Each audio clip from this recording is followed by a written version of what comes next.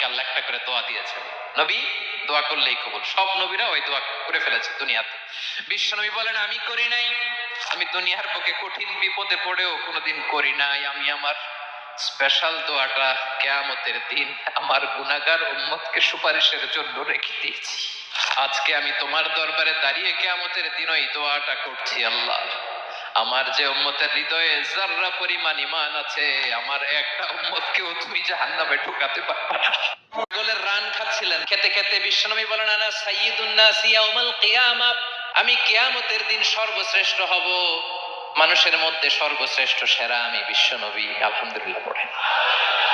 বিশ্বনবী বলেন সেদিনটা বড্ড ভয়ঙ্কর। সেদিন কেউ কারো কোনো উপকারে আসবে না, বন্ধু বন্ধুর কাজে আসবে না, স্ত্রী স্বামীর উপকারে আসবে না, স্বামী স্ত্রীর উপকারে আসবে না, পীর সাহেব মুরিদরে বাঁচাতে পারবে না, মুরিদ পীর সাহেবরে বাঁচাতে পারবে না, নেতা কর্মীর পরিচয় দিবে না, কর্মী নেতার পরিচয় দিবে না, ভাই বোনকে চিনবে না, বোন ভাইকে চিনবে না, বাবা তার সন্তানকে চিনবে না, মেয়েকে দেখে মা দৌড়ে দৌড়ে পালাবে। বড্ড ভয়ঙ্কর দিন। বিশ্বনবী বলবেন জমিনটা এখনকার মতো থাকবে না, পুরো জমিনটা সমান হয়ে যাবে, ফ্ল্যাট। এখন তো গোল, তখন ফ্ল্যাট। সবাই এক জমিনের উপরে দাঁড়াবে, সূর্যটা মাথার কাছে চলে আসবে, সূর্যের গরমে মানুষের মাথার মগজ গলে গলে কানের ছিদ্র নাকের ছিদ্র দিয়ে বেয়ে বেয়ে পড়বে। সবাই হয়রান পেরেশান ক্লান্ত শ্রান্ত। মানুষগুলো বলবে বাঁচার কোনো উপায় নাই।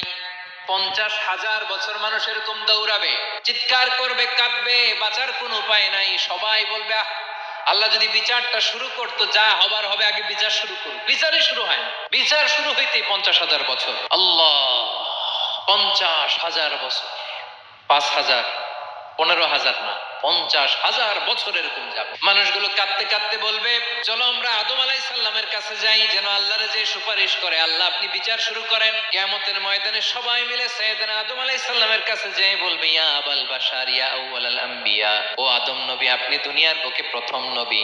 আল্লাহ নিজ হাতে আপনারে 60 হাত লম্বা করে বানিয়েছেন, আপনার সম্মানে ফেরেশতাদেরকে সেজদা দিতে বলেছেন। দুনিয়ার প্রথম নবী, প্রথম মানুষ আপনি, আপনি আল্লাহরে যে সুপারিশ করেন যেন আল্লাহ বিচার শুরু করে। আদম আলাইহিস সালাম বলবেন আমি পারবো না, কারণ আল্লাহ আমাকে একটা নিষিদ্ধ গাছের কাছে যেতে নিষেধ করেছিল, আমি ভুল করে এই গাছের ফল খেয়েছি।